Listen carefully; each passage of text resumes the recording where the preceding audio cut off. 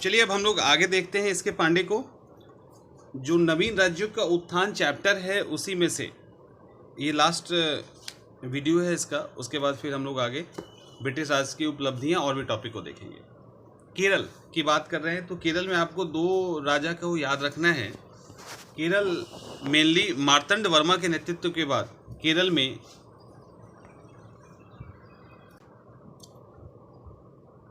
मार्तंड वर्मा के नेतृत्व में केरल को प्रमुखता मिली। त्रावणकोर राज्य है और वहाँ पे इन्होंने आधुनिक शस्त्रागार भी बनाया और उसके अलावा अपनी सीमा को कन्याकुमारी से कोचीन तक बढ़ा दी।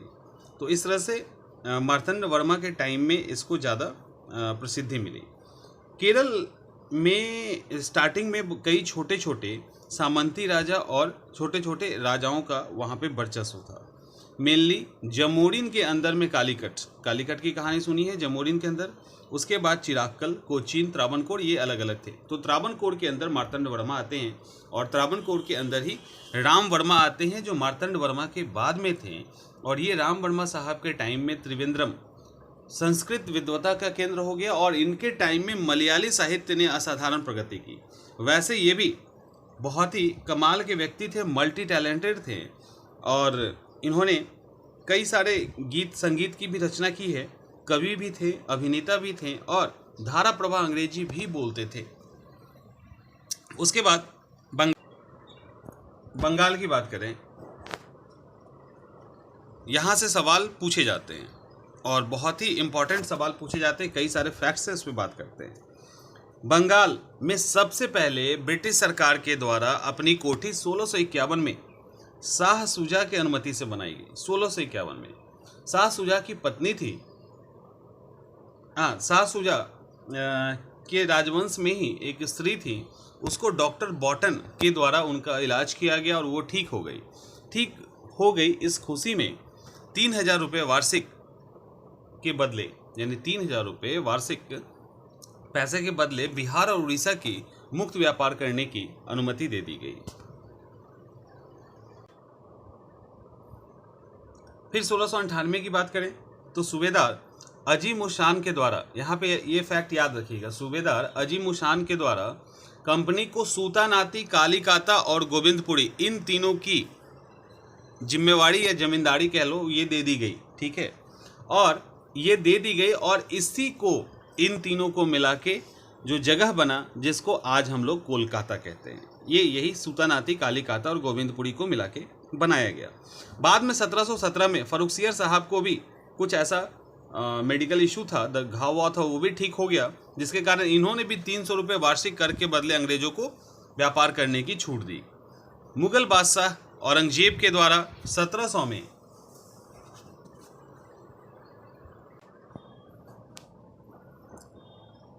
इसके पहले 1700 में ही औरंगजेब के द्वारा मुर्शिद कुली खां को बंगाल का दीवान बनाया गया था, जिसको 1717 में बंगाल का सूबेदार बना दिया गया फरुखसियर के द्वारा। मुर्शिद कुली खां के बारे में कहा जाता है कि उन्होंने बंगाल में बहुत कुछ किया। सबसे पहले उन्होंने ढाका को, राजधानी जो थी ढाका से मुर्शिदाबाद स्थानांतरित की। फरुखसियर के द्वारा इनको सूबेदार बनाया गया और पहले बंगाल ही इनके अधिकार में था। बाद में 1719 में उड़ीसा भी दे दिया गया इनको। इनके टाइम में अलग अलग जमींदारों ने विद्रोह भी किया, जैसे सीताराम राय, गुलाम मोहम्मद, उदय नारायण, लेकिन सबको इन्होंने हरा दिया। मुर्शिद कुली खां को ही कहा जाता है कि बंगाल में इजारेदारी प्रथा शुरू करने का श्रेय इनको ही जाता है। किसानों को तकाबी ऋण भी यही देना शुरू किया था। यानी तकाबी ऋण का मतलब होता है खेती करने के लिए पहले उधार देना, तो वो सब इन्होंने दिया था। ठीक है, इसके बाद सुजाउद्दीन की बात आती है। जो सुजाउद्दीन साहब जो थे ये मुर्शिद कुली खां के दामाद थे। मुर्शिद कुली खां के दामाद थे और अलीवर्दी खां को इन्होंने ही बिहार का कार्यभार दिया था, नायब सूबेदार बनाया था। उसके बाद सरफराज खां, सुजाउद्दीन के पुत्र सरफराज खां बंगाल के नवाब 1739 में बने।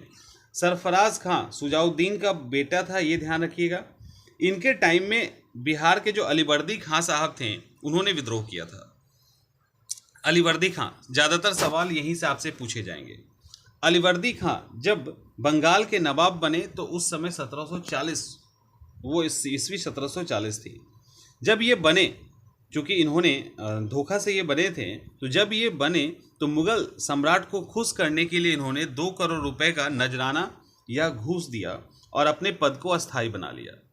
लेकिन ध्यान रखिएगा, ये जो शख्स था अलीवर्दी खां, ये सिर्फ गद्दी हथियाने के लिए ही मुगल शासक को पैसे दिए थे, लेकिन उसके बाद ये कभी भी कोई भी 16 साल तक इन्होंने शासन किया, कभी कोई भी नजराना इन्होंने नहीं दिया। सिर्फ नाम मात्र के लिए ये मुगल शासन के अंदर काम कर रहे थे, बस नाम मात्र के लिए कि कोई डिस्टर्ब ना करे। मराठा उनको लगातार परेशान कर रहे थे। बात इसके कारण वो परेशान होकर रघु जी, मराठा सरदार जो रघु जी से थे, उनके साथ उन्होंने संधि की और संधि करके मराठों को उड़ीसा दे दिया कि भाई उड़ीसा लो और परेशान ना करो। साथ में 12 लाख रुपए हर साल देना स्वीकार किया। इन्होंने मराठे को दिया भी ताकि मराठा अटैक ना करे। इनके साथ अंग्रेजों का भी रिलेशन अच्छा था और कहा भी गया अलवर्दी खां ने कहा भी कि यदि अंग्रेजों को छेड़ा ना जाए तो शहद देंगे, और अगर छेड़ा जाए तो फिर ये काट काट कर मार डालेंगे, ये ऐसे मधुमक्खी है। अलीवर्दी खां की 3 बेटी थी। अलीवर्दी खां की 3 बेटी थी। 3 बेटी में सबसे छोटी बेटी का जो लड़का था सिराजुद्दौला, उसको इन्होंने उत्तराधिकारी नियुक्त किया। उत्तराधिकारी नियुक्त करना नहीं था कि सिराजुद्दौला के गद्दी पर बैठते ही इनके 3 प्रमुख शत्रु हो गए। पहला, पूर्णिया का नवाब शौकतगंज। दूसरा, घसीटी बेगम जो उनकी मौसी थी। और तीसरा अंग्रेज। यहाँ पे फैक्ट ये है कि ये जो अंग्रेजों ने शौकतगंज और घसीटी बेगम को समर्थन दिया। शौकतगंज कौन है? अलीवर्दी खां की दूसरी बेटी का बेटा। अलीवर्दी खां की दूसरी बेटी का बेटा है शौकतगंज।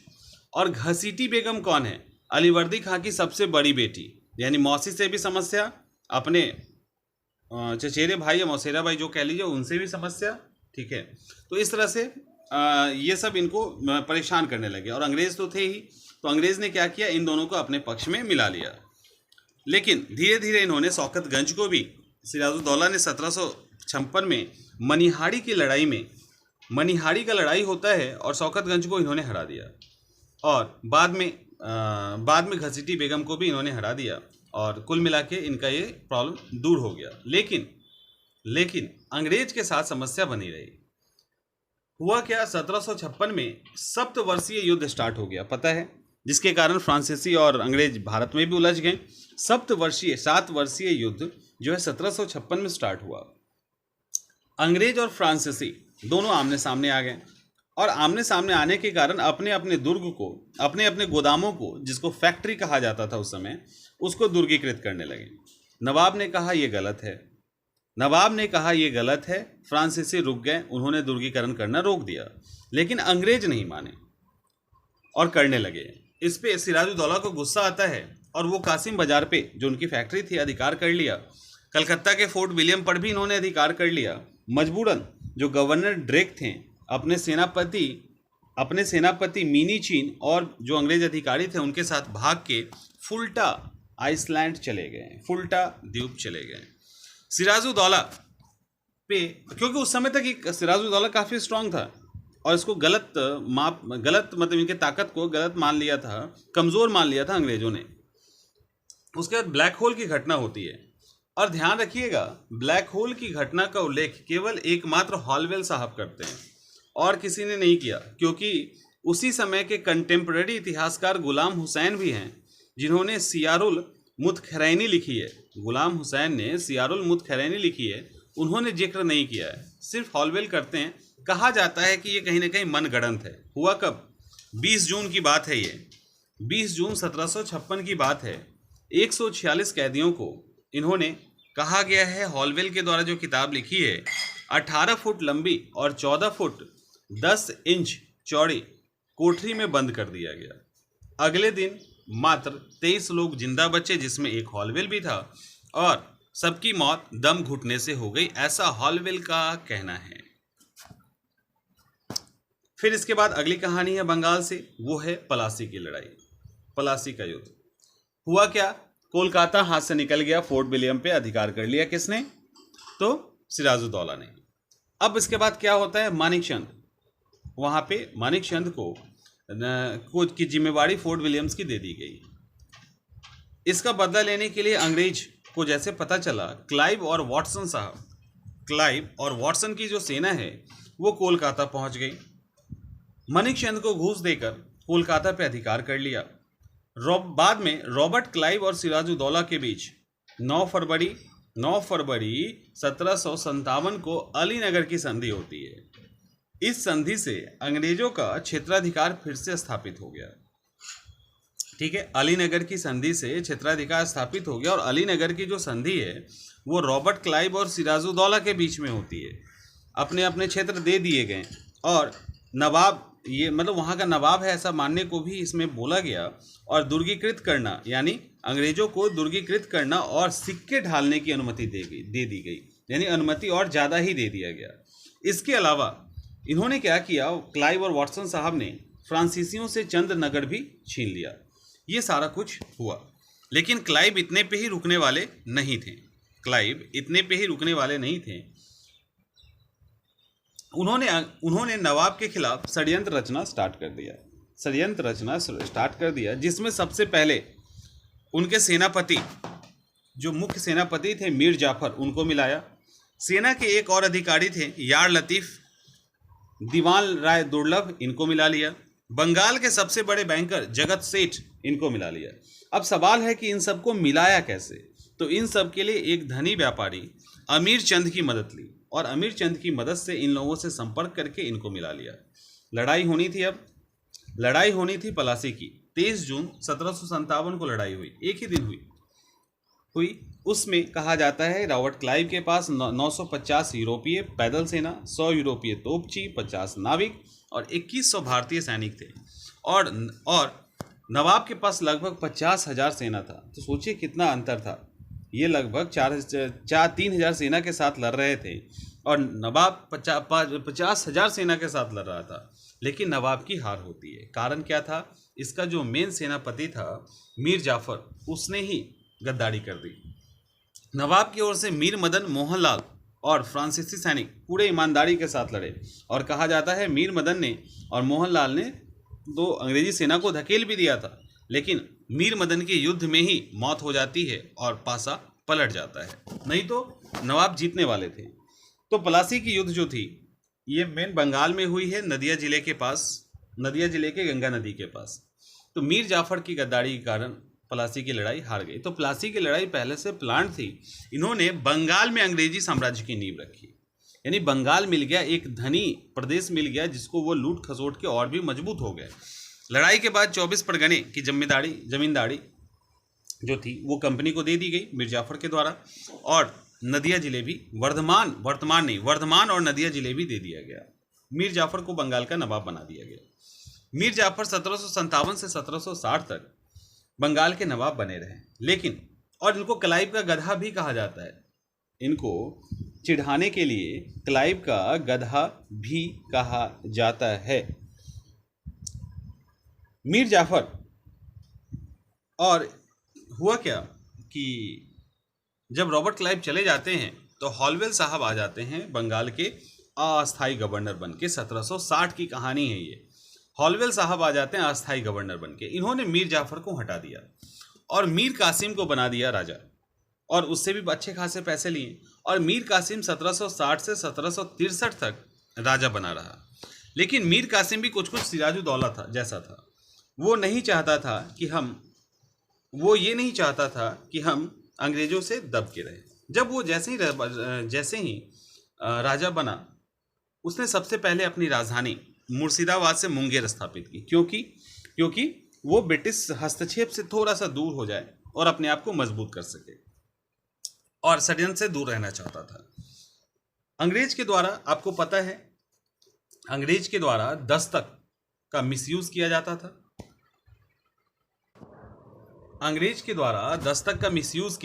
दस्तक का मतलब ये था, उनको एक दस्तक का मतलब ये था कि दस्तक के थ्रू वो बिना टैक्स दिए हुए व्यापार कर सकते थे। ऐसे में वो क्या करते थे, इंडियन व्यापारी से भी कुछ पैसे लेके अपने दस्तक के नाम पे उनको उनके सामान को निकाल देते थे। तो एक तो इस तरह से, दूसरा बेईमानी होती थी भारतीय व्यापारियों के साथ, उनका सामान भी महंगा हो जाता था क्योंकि उनको दस्तक देना पड़ता था। सिराजुद्दौला ने क्या किया, दस्तक को ही समाप्त कर दिया, आंतरिक व्यापार को मुक्त कर दिया, जिसके कारण अब ब्रिटिश सरकार को नुकसान होने लगा।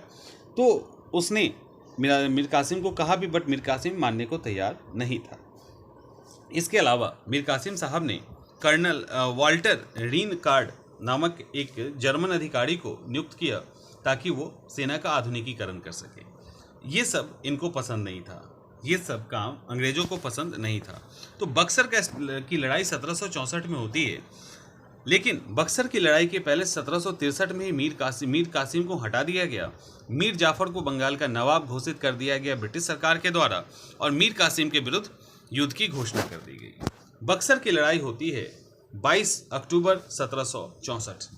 22 अक्टूबर 1764 को एक तरफ हेक्टर मुनरो के नेतृत्व में ब्रिटिश सेना है, दूसरी तरफ मीर कासिम बंगाल के पूर्व नवाब, अवध के नवाब सुजाउदौला और मुगल सम्राट शाह आलम द्वितीय। एक्चुअली तीनों के तीनों कमज़ोर थे लेकिन मिल गए थे। अंतिम में ब्रिटिश सरकार ने इनको हराया, और पहली बार थी जब रियल फाइट हुआ और ब्रिटिश सरकार की जो यूरोपीय सेना थी, जो वेल ट्रेंड थी, उसका यहाँ पे वेल ट्रेंड जो तरीके से उनको ट्रेंड किया गया था वो यहाँ पर दिखा, और बड़ी संख्या में भारतीय सेनाओं को उन्होंने हरा दिया।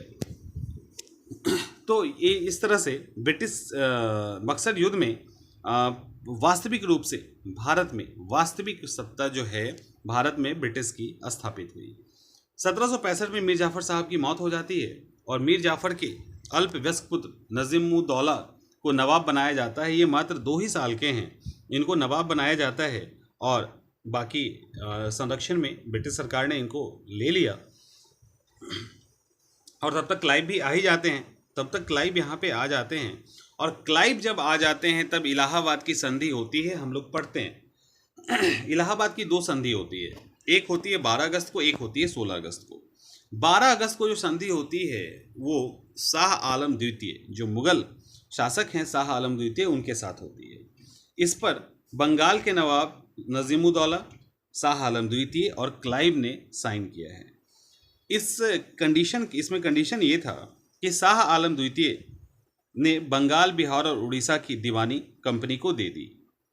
सम्राट को अवध के नवाब से करा और इलाहाबाद के जिले लेकर दे दिए गए। यानी अवध और करा का जो जिला अवध से करा और इलाहाबाद का जो जिला था ब्रिटिश सरकार ने लिया, वो मुगल सम्राट को दे दिया गया। इसके अलावा मुगल सम्राट को 26 लाख रुपए वार्षिक पेंशन भी देना था। तो कुल मिला के, और अंग्रेज को उत्तरी सरकार की जागीर मिल गई। तो कुल मिला के इस संधि को तय करने में बहुत ही कम टाइम लगा। और यहाँ पर भी गुलाम हुसैन साहब कहते हैं, जिन्होंने सियारुल मुतखरैनी लिखी है, गुलाम हुसैन साहब, वो कहते हैं कि इस संधि की शर्त तय करने में उतना समय भी नहीं लगा जितना एक गधे को खरीदने में लगता है। तो यहाँ पर भी इन्होंने कमेंट किया है। दूसरी संधि 16 अगस्त को होती है अवध के नवाब सुजाउदौला के बीच। तो उसमें अवध के राज्य करा और इलाहाबाद को छोड़कर बाकी जितने, करा और इलाहाबाद तो अंग्रेजों ने उनसे ले ही लिया और मुगल सम्राट को दे दिया, तो करा और इलाहाबाद को छोड़कर बाकी सारे जो एरिया थे नवाब को दे दिए गए। कंपनी को 50 लाख रुपए और चुनार का दुर्ग अवध ने दे दिया। इसके अलावा वाराणसी और गाजीपुर के क्षेत्र अंग्रेजों के संरक्षण में राजा बलवंत सिंह को दे दिया गया। अवध में मुक्त व्यापार की सुविधा, ये सारी चीज़ें दे दी गई, और नवाब के खर्च पर अवध में अंग्रेजी सेना को भी रख लिया गया। तो ये सारी चीज़ें हुई। अब बंगाल में हो रहा है द्वैत शासन। बंगाल में अब जो है द्वैत शासन लगा दिया गया। सवाल उठता है द्वैत शासन क्या होता है? द्वैत शासन वो शासन होती है जहाँ पे दीवानी और फौजदारी यानी सिविल और क्रिमिनल दोनों अलग अलग अथॉरिटी देखती है और दोनों अपने अपने जगह सुप्रीम है। यहाँ हुआ क्या, नवाब की सेना को समाप्त कर दिया गया, सुरक्षा का दायित्व ब्रिटिश सरकार ने ले लिया। नायब सूबेदार की नियुक्ति अंग्रेजों के द्वारा की जाने लगी। मोहम्मद रजा खां को नायब सूबेदार बनाया गया। नायब को 53 लाख रुपए वार्षिक दिए जाने का प्रावधान था, और क्लाइव ने अगस्त 1765 में बंगाल, बिहार और उड़ीसा की दीवानी भी प्राप्त कर ली थी। इसके लिए 26 लाख रुपए शाह आलम को देने थे। तो इन दोनों को अगर हटा दिया जाए तो जो भी पैसे थे उसके बाद ब्रिटिश सरकार के पास थे। हुआ क्या, दोहरी शासन व्यवस्था के अंदर एडमिनिस्ट्रेशन, थोड़े बहुत राजस्व यानी रेवेन्यू कलेक्ट करना और दीवानी, इन सबको किसने रख लिया अपने पास? तो रॉबर्ट क्लाइव साहब ने। जबकि प्रशासन एकदम हल्का वाला थोड़ा बहुत जो जो रेवेन्यू कलेक्ट करने में मदद करे। उसके अलावा जितना भी एडमिनिस्ट्रेशन था वो नवाब पे छोड़ दिया। यानी अगर कोई टैक्स वसूलने जाता है और किसानों की पिटाई कर देता है तो टैक्स वसूलने का काम किसका है? ब्रिटिश सरकार का। और जब पिटाई होगी तो वो जाएंगे नवाब के पास, और नवाब के पास तो अपना सेना है ही नहीं, तो नवाब की सुनेगा कौन? तो लोगों का गुस्सा नवाब के प्रति होता है कि राजा तो वही है, क्योंकि ब्रिटिश सरकार ने छोड़ दिया। तो कुल मिला के इस तरह से दीवानी का कार्य अलग और फौजदारी कार्य अलग हो गया। दीवानी का कार्य ब्रिटिश सरकार ने ले लिया। इसके लिए बंगाल में मोहम्मद रजा खां, बिहार में राजा सिताब राय, उड़ीसा में राय दुर्लभ की नियुक्ति की गई। इसके कारण हुआ क्या? द्वैत शासन के कारण कि प्रशासन तो चला ही गया, एग्रीकल्चर भी गड़बड़ हो गया, उद्योग भी खराब हो गए, भारतीय व्यापार भी समाप्त हो गया, ठीक है, मन कम हो गया। ये सारी चीज़ें थी। इसके अलावा रॉबर्ट क्लाइव ने कुछ सुधार भी किए। सुधार क्या किए कि उन्होंने अपने सेना को बिल्कुल या अधिकारी को उपहार लेना या उनका अपना निजी व्यापार पे पूरी तरह से रोक लगा दी गई। सवाल उठता है इसकी क्षतिपूर्ति के लिए कुछ तो करना था। तो क्षतिपूर्ति के लिए उन्होंने कहा कि नमक, सुपारी और तंबाकू का व्यापार आप कर सकते हैं, इस पे आपका एकाधिकार रहेगा। इसके अलावा दोहरा भत्ता भी इन्होंने बंद कर दिया। अब भत्ता केवल उन्हें ही मिलता था जो बंगाल और बिहार की सीमा के बाहर काम करते थे। तो इस तरह से, और इसके कारण ब्रिटिश सैनिकों ने भी विद्रोह किया, जिसको श्वेत विद्रोह कहते हैं। सवाल कई बार पूछा गया है, ठीक है, सवाल कई बार पूछा गया है, ये भी इंपॉर्टेंट है। तो इस तरह से आपका ये चैप्टर खत्म हो गया। अब हम लोग आगे एक और इम्पॉर्टेंट जो थकाऊ चैप्टर बचा हुआ है उसको देखेंगे, मराठा। उसके बाद फिर वीडियोस तेज हो जाएगी।